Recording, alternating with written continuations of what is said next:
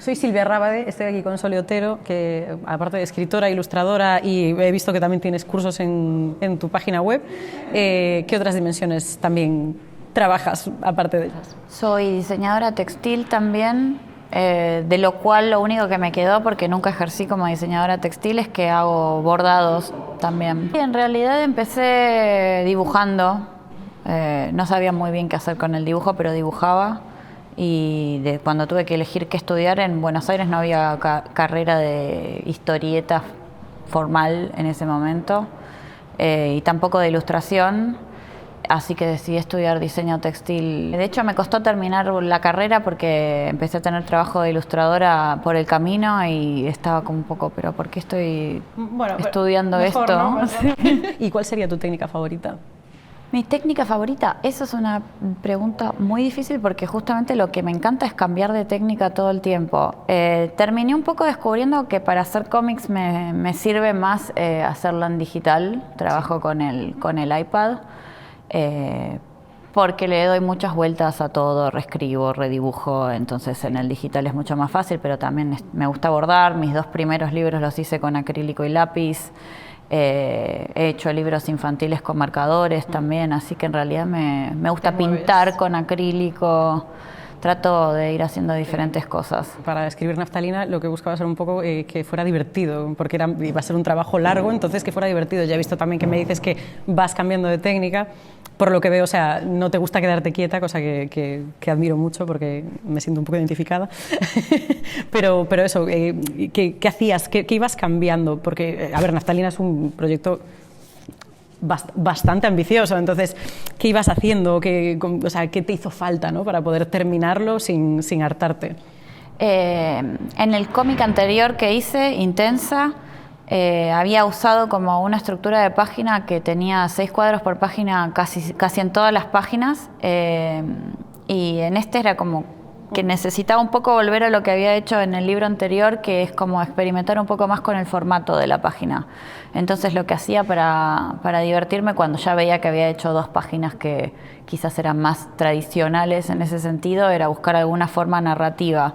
Como me interesan mucho los recursos del cómic en ese sentido, como el jugar con el espacio y con el lugar en donde se ponen los globos, con variar entre cómo mostrar el fondo, y también usar un poco, no sé, algunos recursos como de que el texto también se vuelve imagen en algunos momentos. Ese tipo de cosas son las que terminan haciendo que el día a día, cuando me tengo que enfrentar con una página nueva, encuentre como algún tipo de desafío, de cambio, como para mantenerme entretenida durante 325 páginas. Eso digo, es que es un trabajo que, bueno, te iba a decir como muy denso, no, porque se lee fácil, pero yo sí que noté esa densidad, ¿no? He notado la angustia, la frustración, las emociones de los personajes. A mí me las transmitieron, pero al 100%, ¿no? No sé si estabas buscando eso o simplemente pues estabas buscando, porque eso siempre es como que se ve que el personaje principal siempre está como de alguna manera como que no le encaja algo, ¿no? O sea, es como que se ve que no está a gusto, ¿no? Sí. Y yo lo calé y de hecho no estaba a gusto leyéndolo porque me gustaba mucho, pero me sentía un poco eso, como incómoda, y no sé si estabas buscando ese tipo de efecto en el lector. Sí, yo creo que ya viene como de los otros libros también, como que siempre trabajo un poco con ese tipo de incomodidad y ese tipo de frustración y como la resolución o el encontrar alguna manera de atravesar esa frustración. Pero sí, me gustan escribir este tipo de personajes que estén realmente en el medio de una situación de conflicto. Sí, sí. Sobre todo consigo mismos. Luego ya en la segunda escena ya pasas directamente a hablar del problema de Buenos Aires, ¿no? ¿Podrías desarrollar un poquito más qué querías reflejar con eso? ¿Por qué estabas intentando buscar eso ya tan pronto? Quizá para mostrar un poco de contexto histórico, o simplemente querías hacer alusión a...? Yo lo que quería trabajar en el libro era sobre todo una diferencia entre el presente y el pasado en el personaje de la abuela y en el de Rocío, entre la posición que las mujeres tenían con respecto a los temas políticos. A mí me interesaba hablar de cómo las mujeres durante un montón de tiempo estuvieron restringidas al hogar y nada, y yo siento que muchas veces defendieron ese estar adentro, un poco porque sabían que no tenían las posibilidades de enfrentarse con lo que estaba afuera. Y es un libro un poco claustrofóbico en el sentido de que el personaje principal se va a encerrar a la casa de su abuela, se aísla un poco durante un tiempo y al final termina saliendo porque es como un poco eso lo que en realidad está necesitando. Sí, que es como que lo que creía que necesitaba era quedarse allí, pero en realidad esa manera de reconectar con la abuela de alguna manera, ¿no? Que creo que era un paso necesario porque ya se le ve como si no sintiera nada, ¿no? Por la muerte de la abuela, entonces es como ese paso necesario para poder de alguna manera, o sea, su forma el grieving, ¿no? Que dicen, es su mourning period, en plan, necesitaba esto para poder salir, lo típico de ir adentro para salir afuera, ¿no? Exactamente, sí, es como que ella termina haciendo toda una reflexión que lo que le lleva a entender es que si su abuela no llegó a ser feliz, tuvo mucho que ver con todas esas frustraciones que cargó de no ser la persona que quería ser y decide, en un contexto en el que tiene más oportunidades que su abuela, tomar esas oportunidades de ser lo que ella quiere ser. ¿Y tú crees que este tipo de temas, bueno, porque también hablas de género y bueno, el hermano obviamente, con toda la historia de incluso irse al ejército para un poco demostrar esa virilidad, ¿no? Y que me pareció muy bonita esa frase, ¿no? Bueno, es que tengo que demostrar mi virilidad y entonces pues voy al ejército, ¿no? Es como esa necesidad de ser un hombre, ¿no? Y el hombre pues tiene que hacer esas cosas y de ese cambio de papeles, ¿no? De la abuela que quiere estudiar y que quiere hacer algo que el hermano no quiere hacer y que se ha visto en otras escenas de otros tipos de artes, ¿no? Pero es como que es que siempre hay la mujer quiere algo pero no puede porque no está bien visto, pero el hombre también, entonces ahí ya lo hablas desde un punto de vista que no es tan usual, ¿no? Porque en el feminismo siempre se habla del punto de la mujer porque hemos sido las más oprimidas, pero tú estás mostrando también la parte del hombre oprimido, ¿no? Que en este caso es una persona, pues eso, dentro del espectro LGBT. Sí, sí, porque en realidad es como, más allá de las particularidades, me parece que es como el sistema patriarcal familiar y los roles que se buscan en las familias tradicionales y como un poco hablar de que no es algo que apareció ahora, que es algo que siempre estuvo ahí, que mucha gente lo vivía con mucha frustración antes y que causaba mucha infelicidad y nada, y que tiene que ver con eso, con saber salirse de esa caja que te han puesto, sí. Sí. ¿Crees que los artistas tenemos una forma, porque todos sufrimos la muerte o vivimos la muerte de una forma diferente, pero tú crees que los artistas es como que reflexionamos mucho más sobre eso porque como estamos más aislados normalmente y pasamos mucho más tiempo sin tener conexión humana, es como que de alguna manera nos rayamos más con este tipo de temas? ¿Tú crees? Sí, puede ser. No sé hablar por los demás, pero en lo que a mí respecta sé que cuando paso mucho tiempo sola termino pensando demasiado, a veces quisiera apagar mi cabeza un rato, por eso suelo trabajar escuchando podcasts o no música, sino gente que me hable o audiolibros, porque si no es demasiado tiempo con mi propia cabeza analizándolo todo.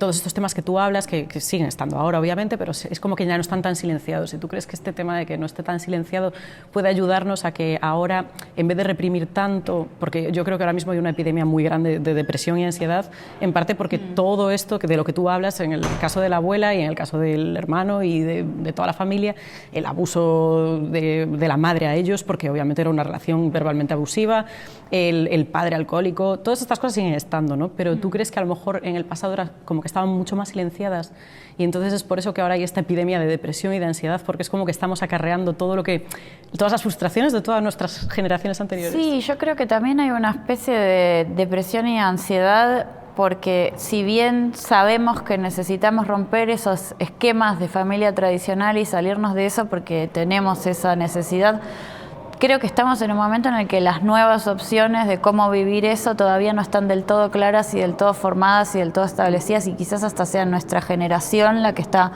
un poco armando ese ejemplo. A veces a mí me pasa que, no sé, yo estoy cerca de los 40, no tengo hijos, soy soltera, y me falta un poco ese rol de una mujer que quizás ahora tenga, no sé, 60, 70 años y que haya vivido la vida así. Me cuesta encontrar como ese ejemplo. Sí. Entonces a veces se pierde un poco la posibilidad de salir de la idea de que uno está fallando en algo porque no encajó en la idea de la familia tradicional. Es como que si uno tuviese más ejemplos de eso, creo que estaríamos un poco más relajados de que, bueno, es otra manera de vivir, sobre todo las mujeres, porque creo que justamente los hombres sí tienen muchos ejemplos de de poder tener una vida fuera de la familia. En cambio a las mujeres nos cuesta un montón y bueno, se relaciona un poco con estas cosas que habla Mona Jolette en su libro de hechiceras, creo que se llama en español, Sorcières. Ah, vale, sí. Que nada, que es como vivir la vida de la mujer de otra manera que no sea la de ser una madre o la de estar casada.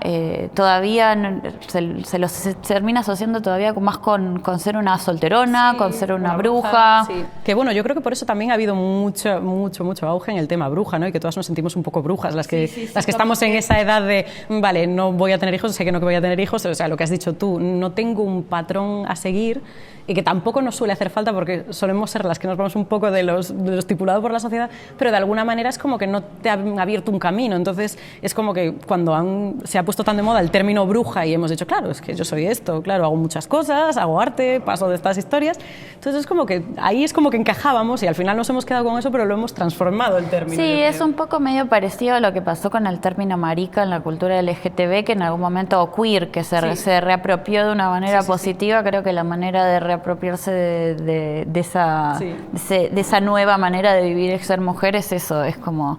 Exacto. Por eso el feminismo termina como tan agarrado de todas las cosas que tienen que ver con la brujería, la magia, inclusive cuando uno no tiene como realmente una creencia mágica. Sí, que no es necesario, ¿no? Que es como que dices, vale, esto me encaja y bueno, vamos a darle una vuelta de tuerca, que al final es lo que estamos haciendo todo el rato, ¿no? Cuando ves que hay que dar conciencia de algo, pues le das una vuelta de tuerca y dices, pues a ver cómo nos apañamos para que esto vaya bien en vez de mal. Escuché que hablaste en la charla del otro día en el festival que estás preparando una novela de terror y me pareció fascinante. Sí, justamente tiene que ver con... Bueno, mientras la estaba haciendo, una de mis amigas me prestó Sorcières de Mona Jolette, por eso como que ella vio lo que yo estaba haciendo y me hizo leer el libro. Porque tiene que ver con esto, con que estoy hablando como de 3 personajes, mujeres independientes, como del pasado igual, no pero como saliendo un poco de los lugares en donde se ponía la bruja antes y en otros lugares también entrando un poco en esa lógica de la...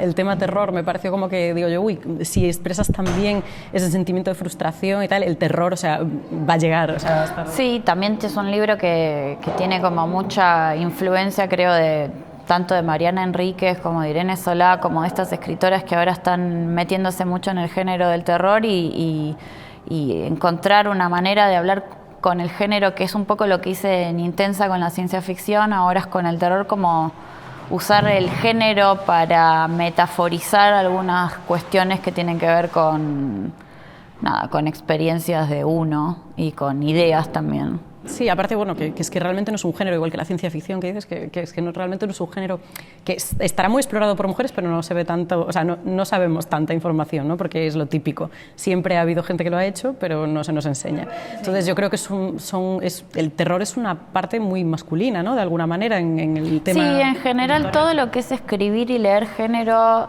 como tantas otras cosas, se las asoció durante mucho tiempo con que era algo más masculino, porque tiene más que ver con salir de lo íntimo. Sí. Y nada, y me parece que es interesante y por eso también ahora hay un auge de este tipo de escritoras y de este tipo de literatura y bueno, yo me terminé como emocionando también con eso y queriendo hacer algo también con eso. Sí, está genial porque es otra perspectiva, ¿no? Algo que se asocia con lo masculino, entonces darle esa perspectiva femenina, algo que en teoría está asociado con lo masculino. Sí, sobre todo, bueno, que están estos personajes como la de la bruja, la vampira, no sé, dentro de la fantasía hay como algunos roles a estudiar, no sé, también tengo un libro anterior hecho de humor gráfico sobre personajes de cuentos de hadas, que también a mí me fascina mucho como analizar los mensajes que tenían los cuentos de hadas en sus versiones originales. Peligro. Y después también un poco los mensajes que tenían los cuentos de hadas en sus versiones un poquito más actuales, hablando de las películas de Disney de los 90, que ciertos personajes sirven mucho para analizar algunas de estas cuestiones, como Caperucita Roja o La Sirenita, como qué se le pedía a una mujer, qué tenía que ser, en dónde no se tenía que meter.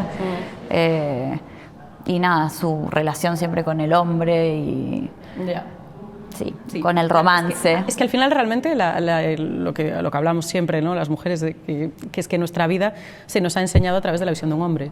Entonces la tenemos totalmente fucked up, porque dices tú, pero yo esto no es lo que estoy viviendo. Para cualquier persona es difícil entender qué es lo que uno quiere en la vida, pero cuando una persona se sale de los esquemas, eso que quiere se sale de los esquemas de lo tradicional, es todavía más difícil porque hay momentos en donde uno realmente quisiera tener lo tradicional para no estar saliendo, como hay una confusión. Cómodo, de alguna manera, ¿no? Entonces se vuelve como un doble desafío de saber si eso es realmente lo que uno quiere o de qué es lo que uno quisiera querer para poder encajar. Exacto, no quiero ser madre porque quiero salirme de la sociedad, o realmente no quiero ser madre porque no tengo ese instinto maternal.